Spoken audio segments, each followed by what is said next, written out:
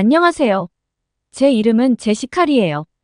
나이는 32살이고 현재 미국에서 방송인으로 활동하고 있어요. 여러분께서 혹시 제시카의 세계 탐험이라는 프로그램을 들어보셨다면 제가 바로 그 프로그램의 진행자이자 프로듀서입니다.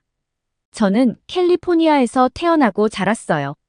어릴 때부터 여행을 정말 좋아했는데 부모님과 함께 다양한 나라를 여행하면서 새로운 문화와 사람들을 만나는 것이 너무나 즐거웠죠. 그래서 자연스럽게 여행과 저널리즘에 관심을 가지게 되었고, 대학에서는 저널리즘을 전공했습니다. 졸업 후에는 기자로 일하면서 많은 경험을 쌓았고, 결국 지금의 프로그램을 기획하게 되었어요. 사실, 제 외모에 대해서 이야기를 하자면, 어릴 때는 지금과 달리 많이 뚱뚱했어요. 운동을 좋아하지 않았고, 그래서 자연스럽게 체중이 많이 늘었죠. 제가 워낙 먹는 걸 좋아하기도 했고 스트레스를 먹는 것으로 풀다 보니 살이 많이 쪄 있었습니다. 그래도 어렸을 때는 굶으면 살이 잘 빠졌는데 성인이 되고 나이가 드니 굶어도 살이 빠지지 않더라고요. 한 살 한 살 먹어갈수록 살은 점점 불어났어요. 비만이 되어버린 저를 본 어머니는 혀를 차셨고 그리고는 산에 가자고 하셨어요. 저는 등산을 비롯한 여러 운동을 섭렵하신 어머니의 성화를 이길 자신이 없었고 어머니에게 질질 끌려 산에 갔어요.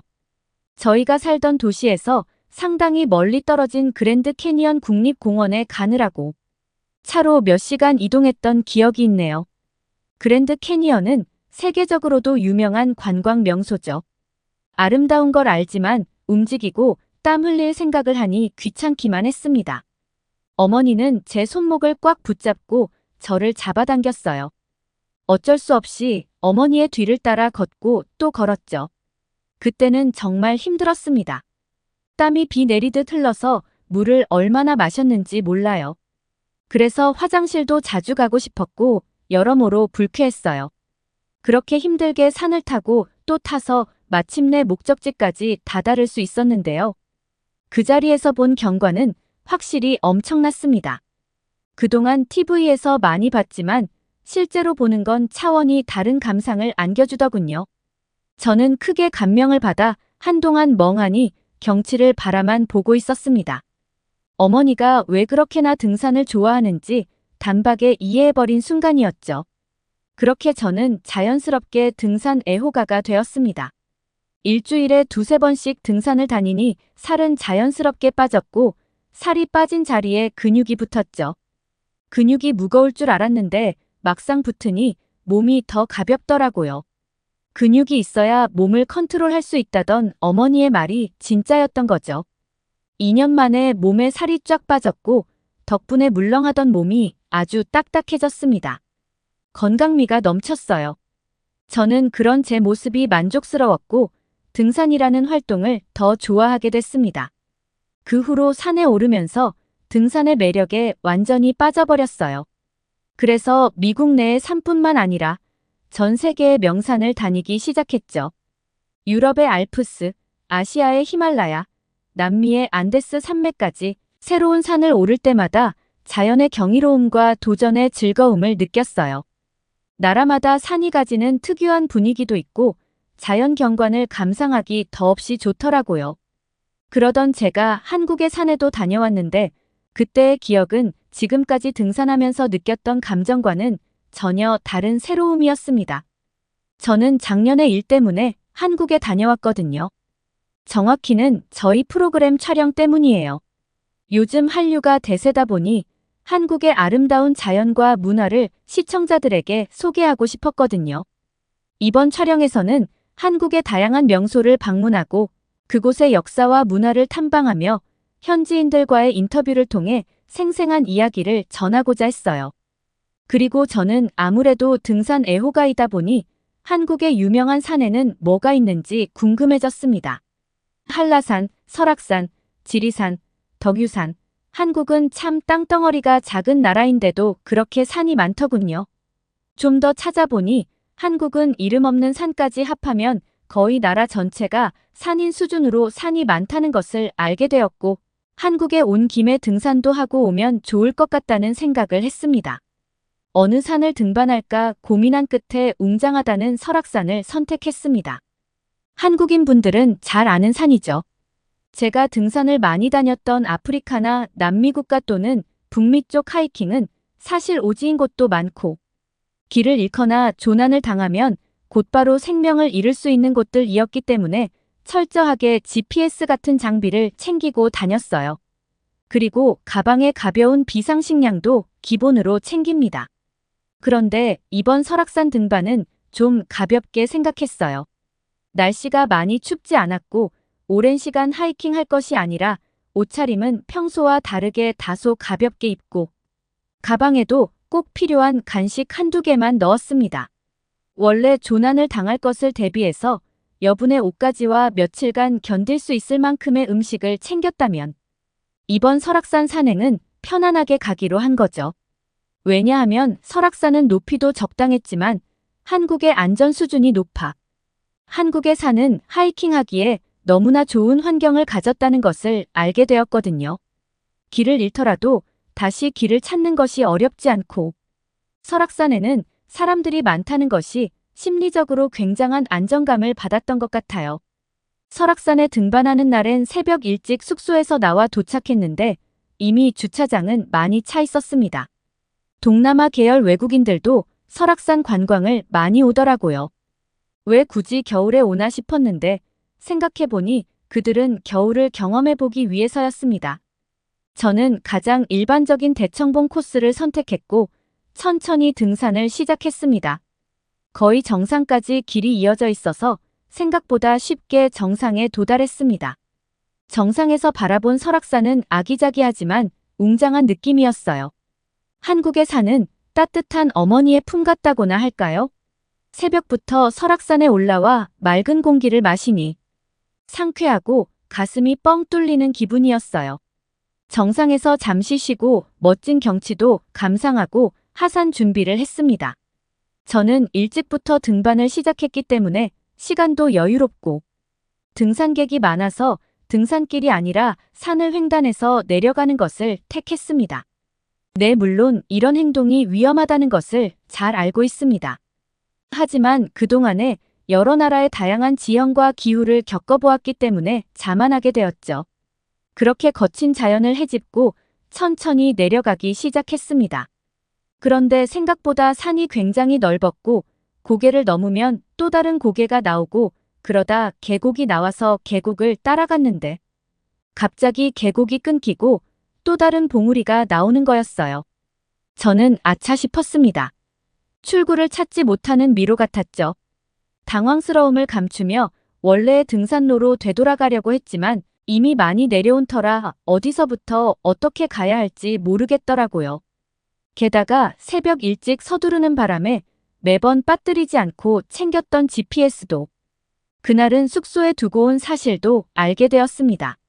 조금 당황하긴 했지만 산에 올랐던 방향을 떠올리면서 다시 차근차근 산을 내려가기 시작했어요. 자신감을 가지고 발을 내딛었지만 산을 내려가면 갈수록 어두운 산속으로 더 들어가는 기분이었고 앞이 잘 보이지 않기 시작했죠. 그리고 겨울치고 온화했던 날씨가 점점 추워지더니 잠시도 가만히 있지 못할 만큼 추워졌습니다. 손이 벌벌 떨리고 이렇게 죽을 수도 있다는 생각이 밀려왔습니다. 상대적으로 가벼운 옷차림이 완전히 후회되는 순간이었죠. 비상식량은 있었지만 추운 날씨에 하루를 못 버틸 것 같다는 생각을 했고 결국 이렇게 죽는 것인가 생각했습니다. 공포감이 밀려왔습니다. 그러다가 저쪽에서 갑자기 부스럭거리는 소리가 나는 거예요. 저는 극악의 공포심에 휩싸였습니다. 혹시나 늑대라도 만나는 것은 아닐까? 라는 생각에 두려움이 생겼어요. 게다가 나뭇가지를 헤치며 저에게 어슬렁어슬렁 다가오는 것 같았죠. 저는 얼른 나무 뒤로 몸을 숨겼어요. 그런데 제게 다가오던 정체불명의 움직임이 멈춰지더니 이내 제 팔을 갑자기 움켜쥐는 것이었어요. 저는 심장이 내려앉는 줄 알았습니다. 늑대가 내 존재를 알아차렸다고 생각했으니까요. 그 순간 저는 내 생은 여기가 끝이구나라고 생각했습니다. 눈을 질끈 감고 있는데 몇 초가 지나도 아무 일도 일어나지 않아 뒤를 보니 제 팔을 움켜쥔 것은 늑대가 아닌 어느 남성이었어요. 남자는 검은 옷에 매서운 눈빛을 가진 한국 남자였습니다. 늑대와 이 한국 남자 중 누구를 더 무서워해야 할지 고민이 될 정도로요. 어두컴컴한 산속에서 만난 한국 남자도 무섭긴 마찬가지더라고요. 이미 겁을 먹은 상태라 이 남자에게 도와달라고 해야 하는지 아니면 모르는 척 가만히 있어야 하는 걸까? 남자가 나쁜 마음을 먹고 나를 해치면 어떡하지? 그렇다고 내가 여기 밤새 있어도 위험한 건 똑같은데 라며 오만 가지 생각이 드는 순간 남자는 아주 부드러운 목소리로 도움이 필요한 거냐고 제게 묻더라고요. 왜 그랬는지 저는 그 도움을 거절하고 말았어요. 그러자 당황한 듯한 남자는 무심하게 어딘가로 사라졌어요. 그의 뒷모습이 보일락말락할 때쯤 저는 조심조심 그의 뒤를 따라가면 왠지 등산로를 발견할 수 있겠다는 생각을 했고 그를 따라가기로 결심했죠. 물론 들키지 않게 말입니다. 그가 나뭇가지를 헤칠 때마다 부스럭 소리가 많이 났어요. 저는 소리가 크면 클수록 재빨리 그가 있는 방향으로 후다닥 갔습니다. 하도 조심히 뒤따라 가다 보니 그와의 간격이 점점 넓어져 버렸거든요. 그가 코너를 돌면 그때 또 후다닥 내려가면서 거리를 유지했어요. 열심히 따라가고 있었는데도 간격이 너무 벌어져서 그런 걸까요? 갈림길이 나왔는데 도저히 어느 길로 갔는지 알 수가 없는 거예요. 흙길이었다면 발자국이라도 볼 텐데 돌을 밟고 지나가는 곳인데다 점점 어둡다 보니 그가 지나간 흔적을 찾을 수 없었어요. 날은 더욱 추워졌고 배도 고프지만 너무 무서웠습니다. 그가 멀리 가지는 않았을 텐데 저는 갈림길에서 어찌할 줄을 모르고 있었어요. 그때 제 머릿속에 안 되겠다 도움을 요청하자고 결심했습니다. 그래서 그가 들릴 수 있을 정도로 크게 소리쳤어요. 산은 정말 적막했습니다. 메아리가 되돌아오는데 산속에 홀로 남겨진 기분이었어요. 저는 헬프미를 10번은 넘게 외쳤던 것 같아요. 제발 남성이 저를 저버리지 않길 바라면서요. 지금 생각하면 저도 참 간사합니다. 무서워서 접근 못했다가 더 상황이 심각해지니 나 찾으러 오라고 소리내고 있으니 말입니다. 그때 오른쪽 갈림길 끝에서 다시 어스름한 남성의 모습이 나타나는 게 아니겠어요? 또 무서워져서 도망갈까 고민했어요. 하지만 이미 늦어버렸죠. 남성과 눈이 마주치고 말았거든요. 그 남자는 저를 한참을 쳐다보더니 제가 내려오기만을 기다리고 있는 것 같았어요. 제 목소리를 듣고도 저한테 가까이 오지는 않고 제가 걷는다는 것을 보고는 다시 갈 길을 가더라고요. 우리 둘은 서로 거리를 두고 멀뚱멀뚱 서 있었죠. 그 남성도 저를 경계하는 눈치였어요. 그러고는 아래쪽 방향을 손가락으로 가리키며 따라오라는 신용을 하더라고요. 저는 그의 배려가 너무 고마웠습니다. 그래서 그와의 간격을 두며 계속 따라갔습니다. 30분쯤 정신없이 따라갔더니 드디어 나무에 번호가 보이기 시작했어요. 등산로가 다시 나왔던 거죠. 하지만 너무 어두워져서 사람은 여전히 없었고 그 남자는 가방에서 손전등을 꺼내 비추기 시작했습니다. 저도 똑같이 손전등을 꺼내서 남자 뒷모습 쪽으로 길을 비추어 따라갔어요. 그리고 한참을 내려가니 드디어 불빛들이 하나둘 보이기 시작하더라고요.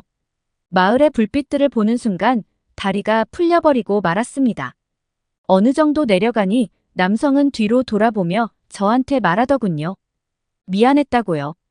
길을 잃은 것 같아 도움을 주려고 제게 다가간 거였는데 너무나 소스라치게 놀라는 모습을 보고 더 다가갔다간 혹시라도 제가 험한 길로 도망을 치다가 더 큰 사고를 당할 것만 같아서 그냥 내버려 두었다고 했어요. 그리고 자신을 따라올 수 있도록 아주 천천히 걸었다고 하더라고요. 남자의 말에 저도 너무 미안해지더라고요. 저를 도와주려고 했던 건데 제가 너무 겁을 먹은 탓에 예민하게 굴었던 거죠. 민망했습니다. 그런데 그때 눈치 없는 저의 배꼽시계가 설악산 전체에 크게 울려 퍼지는 거 아니겠어요? 남자도 그 소리를 들었는지 등산로도 아닌 곳을 힘들게 내려오셨을 텐데 배고프시겠다며 함께 밥이나 먹자고 하더라고요. 저는 그렇게 한국 남자와 함께 근처 두부 요리집을 가게 되었습니다. 얼마나 밖에서 떨었던지 따뜻한 국물을 보니 눈물이 살짝 나더라고요. 그런데 그 남자도 많이 추웠었나 봅니다. 허겁지겁 하얀 순두부에 간장을 붓더니 후루룩 먹는 것 아니겠습니까? 요기를 적당히 채우고 나니 이제야 사람답게 대화할 수 있겠다 싶어서 그의 얼굴을 보았는데 어두웠을 땐 늑대보다 더 무섭게 느껴졌던 그 남자를 밝은 조명 아래에서 보니 웬걸 왜 제가 늑대보다 더 무서운 남자라고 생각했는지 제 자신을 이해할 수가 없었어요. 눈썹이 진해서 인상이 강해 보였지만 잘생겼더라고요. 저는 그에게 왜 등산로 밖 산속에 있었냐고 물었어요. 그러자 남자는 자신의 이야기를 해주더라고요. 그의 이름은 현우라고 했어요. 어렸을 때부터 자연을 사랑했고 고향이 강원도 속초 근처라서 어릴 때부터 부모님과 설악산을 자주 오르곤 했대요. 부모님 두 분 다 돌아가시고 부모님과 그때의 추억이 너무 소중해서 시간이 날 때마다 설악산을 찾곤 했대요. 그리고 그는 사진작가로 일하고 있는데 최근에 자연을 테마로 한 사진 전시회를 준비하고 있어서 평소에 잘 알려지지 않은 사람들의 발길이 닿지 않는 곳에서 사진을 찍고 싶었다고 해요. 설악산에도 관광객이 많이 찾지 않는 숨겨진 아름다운 장소들이 많았는데 며칠 전 그는 인터넷에서 우연히 아주 오래된 설악산 지도 하나를 발견했고 그 지도에는 지금은 사라진 옛 등산로와 숨겨진 폭포, 그리고 드물게만 볼 수 있는 야생화 군락지들이 표시되어 있었다고 했어요. 그는 그 지도를 보고 새로운 사진 촬영 장소를 찾을 수 있을 것 같아 흥분했고 그 지도를 따라 모험을 떠난 것이었던 거죠. 처음엔 잘 알려진 등산로를 따라갔지만 점점 지도에 표시된 옛길을 따라가면서 사람들의 흔적이 사라지기 시작했대요. 몇 시간을 걷다 보니 자연의 소리 외에는 아무것도 들리지 않는 깊은 산속에 들어오게 된 것이고 그곳에서 마침내 그가 원하던 장소를 발견했다고 했어요. 그곳은 한적하고 아름다운 사람의 손길이 닿지 않은 순수한 자연의 모습 그대로였고 그는 그곳에서 몇 시간 동안 사진을 찍으며 시간을 보내고 있었다고 합니다. 하지만 산속에서 시간을 보내다 보니 어느새 해가 지고 있어서 내려가려던 참에 길을 잃은 저를 발견한 것이라고 말했어요. 등산로가 아닌 곳에 낯선 여성을 보니 분명 길을 잃었을 거라고 생각해서 덜컥 말을 걸었는데 자신을 보던 저의 눈빛이 너무 두려워 보여서 더 이상 말을 걸 수 없었다는 거였습니다. 그의 말을 듣고 저는 그에게 감사하다는 말을 전했습니다. 그리고 오해해서 미안하다는 말과 함께요. 그렇게 저는 한겨울 설악산에서 해프닝을 겪고 다시 미국으로 돌아왔습니다.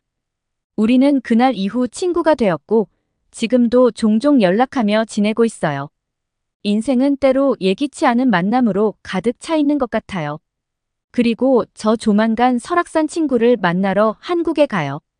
이번엔 그 친구와 지리산에 함께 놀러 가기로 했답니다. 지나고 보니 설악산에서의 해프닝도 좋은 추억으로 남았는데 지리산에서의 시간을 기대하고 있어요. 다른 나라의 명산과 비교해도 한국의 산은 결코 뒤지지 않아요. 한국의 산들은 각기 다른 매력을 가지고 있고 앞으로도 한국의 산들을 자주 오를 것 같아요. 한국에서의 등산은 저에게 정말 특별한 경험이 되었고 앞으로도 한국의 아름다운 산들을 더 많이 탐험하고 싶습니다. 여러분 미국 여성의 사연 재밌게 들으셨나요? 오늘의 사연이 좋으셨다면 구독과 좋아요를 눌러주세요. 여러분의 구독과 좋아요는 영상 제작에 큰 힘이 됩니다. 더욱 감명 깊은 사연으로 찾아뵙겠습니다. 끝까지 시청해주셔서 감사합니다.